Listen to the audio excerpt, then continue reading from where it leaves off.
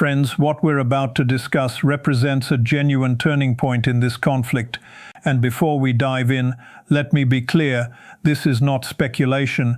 Everything I'm about to share comes from verifiable sources, and I'll walk you through them. The situation has spiraled completely out of Washington's control, and it involves one of America's most critical allies in the region. Right at the moment, the US needed that ally the most to counter Iran. From where the United States stands, what has unfolded can only be described as a betrayal, one they never saw coming. Iran, on the other hand, may have anticipated this for quite some time. The confirmation came in the form of an evacuation order. The U.S. Embassy in Iraq has now instructed all American citizens to leave the country immediately, not in a few hours, immediately. This has been confirmed by the White House. Iraqi airspace is closed, which means anyone trying to get out has no choice but to do so by land. The options being explored include routes through Jordan, Kuwait, Saudi Arabia, or Turkey, but the point stands. The airspace is locked down, and that image alone tells you everything. What we are witnessing is the Washington government ordering a mass evacuation after Iraq. The country the United States poured everything into for over 20 years has turned its back and effectively joined the war on Iran's side. That is what we are talking about today. And the word betrayal is not used lightly here. In this case, it fits perfectly. If you're new here and want to stay on top of what the mainstream media won't cover, make sure you subscribe to From Report. Hit that button now so you never miss a transmission. Let's put this in context because it matters deeply. The United States invaded Iraq in 2003. That invasion was sold to the world on the premise that Iraq possessed weapons of mass destruction capable of threatening all of humanity. Major outlets pushed that narrative hard. The world, with the help of dominant media ecosystems, largely believed it. And when troops finally moved in, there were no weapons of mass destruction. What they did find was oil, and lots of it. What followed was a complete reconstruction of the Iraqi state from the ground up. Over $1,000 billion in rebuilding efforts funded from Washington with the backing of major petroleum interests. Iraqi armed forces were retrained. American military bases were constructed across the country to ensure nothing fell outside of U.S. influence. A diplomatic infrastructure was built, including notably the largest American embassy anywhere in the world. That embassy is in Iraq. That single fact should tell you how strategically vital that country was to Washington's entire regional posture. And now all of that investment, every dollar, every base, every trained soldier, is being turned against the very hand that built it. The bases that American taxpayers funded are now the launching pads for drone attacks against U.S. troops. The military personnel Washington trained are allegedly feeding targeting coordinates to Iran so that rockets hit their marks. The government the U.S. propped up for decades to replace Saddam Hussein has, according to multiple international sources, Arab, Turkish, Western and Russian, chosen a side, and it is not Washington's side. The Iraqi Prime Minister Soudani did not arrive at power by accident. He rose through a political bloc that answers directly to Tehran. Iran spent years quietly embedding itself into Iraq's institutions, not through billions of dollars in contracts, but through cultural ties, religious networks, family connections, and patient infiltration of security structures. While Washington was building the world's largest embassy and constructing massive military installations, Tehran was winning the invisible war, and now we're seeing the results. What makes the current moment so significant and so alarming for Western observers is the silence from Baghdad. The Arab League recently called on Iraq to condemn the attacks being carried out from its territory. Iraq said nothing. No condemnation, no investigation, no call for calm, just silence. And as anyone who has followed regional politics knows, that silence is itself a statement. It is the silence of a government that has already made its decision but prefers not to say it out loud, because saying it out loud would make the betrayal impossible to deny.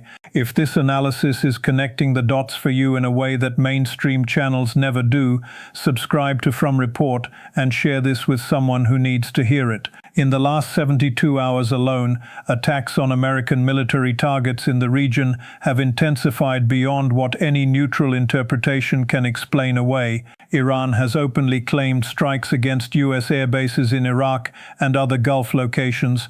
Iranian state media celebrated these attacks as part of a coordinated strategy.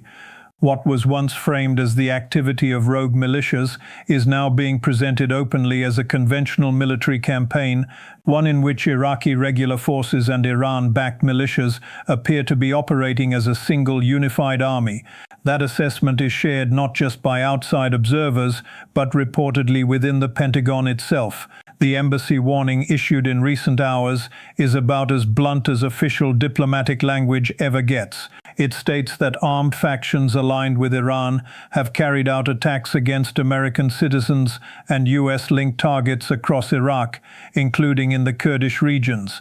American citizens are told that remaining in Iraq puts them at extreme risk. They are advised to evacuate by land, and in a detail that is almost without precedent in official communications, they are specifically told to stay away from the U.S. consulate in Erbil and the embassy in Baghdad, because those facilities are now active military targets under constant threat from drones, rockets, and missiles. Think about what that means. The United States government is telling its own citizens that its own diplomatic compounds are too dangerous to approach.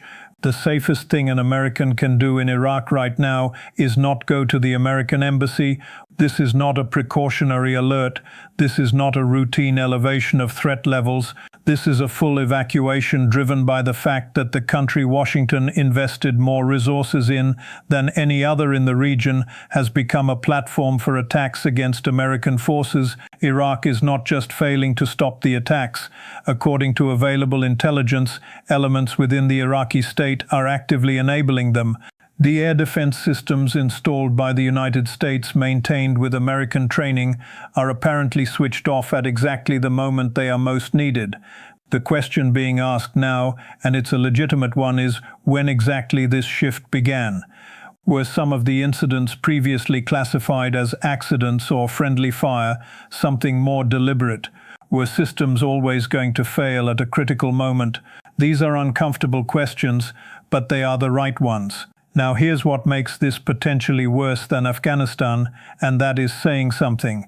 When the US withdrew from Afghanistan, troops left behind a staggering quantity of advanced military hardware simply because there was no time to retrieve it. Iraq has far more. Hundreds of millions of dollars worth of Patriot missile systems, tactical equipment, intelligence infrastructure, radar installations, and strategically priceless geographic positioning. A civilian evacuation of the kind now being ordered is one thing, but the military equipment cannot be loaded onto a convoy and driven out through hostile territory without serious risk. If the situation deteriorates further, much of that hardware, along with the intelligence it contains, will not be recoverable. That is not a small problem. That is a generational intelligence and military catastrophe. What the Trump administration is now being forced to acknowledge, whether explicitly or through its actions, is that it no longer controls the territory where it once deployed its most significant regional assets. The entire model of building client states, invading a country, dismantling its government, reconstructing its military in your image, and expecting loyalty in return is collapsing in real time. Iran understood something Washington consistently refused to accept. In Iraq, loyalty cannot be purchased with infrastructure contracts. It is built through shared culture, religion, family, and decades of relationship. While America was building the most expensive embassy on earth, Iran was having conversations at the kitchen table, and today the results speak for themselves. And speaking of results, let's talk about what this conflict is doing to global energy markets, because this is where the crisis stops being a geopolitical story and becomes everyone's story. Since the beginning of this week, the International Energy Agency, not to be confused with the Nuclear Agency, has confirmed a daily loss of 11 million barrels of oil from global markets. To put that in perspective, the 1973 oil crisis removed around 5 million barrels per day. The 1979 crisis, another 5 million. What we are facing now is more than double both of those crises combined, and it's happening every single day. The IEA's executive director stated from Canberra that the world is facing the most severe energy crisis in over 7 decades. The immediate cause is Iran's effective closure of the Strait of Hormuz, a waterway through which roughly 20% of the world's oil and gas supply once moved. That closure is Iran's direct response to the US-Israeli strikes that killed its supreme leader, and the consequences are no longer contained to energy markets. The UN World Food Programme has already flagged that 70,000 tons of food aid, wheat bound for Yemen, is stranded at sea with an additional 21,000 tons blocked in Oman. Projections suggest that if this situation persists, an additional 45 million people could fall into acute famine. Acute famine, not food insecurity famine. The price of Brent crude surpassed $114 per barrel earlier this week, when Donald Trump publicly suggested that productive negotiations with Iran were underway. Markets briefly calmed and prices dipped below $100. The following day, Iran flatly denied any negotiations were taking place. Prices climbed back to $105. Analysts at Goldman Sachs are now warning that if disruptions continue, oil could exceed $147 per barrel, a historical record. Citirup has gone further, stating they cannot rule out oil reaching $200 if attacks on energy infrastructure continue at their current pace. That is not a fringe forecast. That is a major financial institution putting a number on a scenario that a month ago would have seemed unthinkable. Governments around the world are responding in ways not seen since the 1970s. India has invoked emergency powers to redirect energy across its entire grid, prioritizing household cooking gas over industrial use. China is restricting refined fuel exports to protect its domestic supply. Japan has released its largest strategic petroleum reserves in history, equivalent to 15 days of private sector consumption. Spain has launched a €5 billion plan to reduce fuel costs at the pump. Portugal, Sweden and Taiwan are all absorbing portions of price increases before they hit consumers. Germany has capped the frequency of gasoline price hikes. Brazil has suspended diesel taxes. Greece has imposed price ceilings on fuel and all supermarket products for 3 months. Sri Lanka is now rationing fuel to 15L per vehicle per week, tracked by QR code. Pakistan has cut its working week to 4 days and reduced government fuel consumption by half. South Korea has reinstated its version of a license plate-based driving restriction. Schools are moving online again. Rolling power cuts of 5 hours daily are being imposed in multiple countries. If this sounds familiar, it should. The mechanics of what is happening now, the restriction of movement, the shift to remote everything, the dependence on government directives to manage daily life rhyme very closely with what the world experienced during the pandemic. This time there is no virus, but the architecture of control looks remarkably similar. One country stands apart from this emergency response pattern, and that is the United Kingdom. Rather than purely managing short-term scarcity, London is using this crisis to accelerate a structural transition, mandating heat pumps and solar panels in all new residential construction. The stated logic is that the solution to an energy shock is not just more supply but less dependency. Whether that transition can happen fast enough to matter in the current crisis is genuinely unclear. What is clear is that energy dependency has always been a form of political leverage, and the countries that reduce it fastest will be the ones with the most freedom of action going forward. What we are living through right now is not a disruption, it is a restructuring.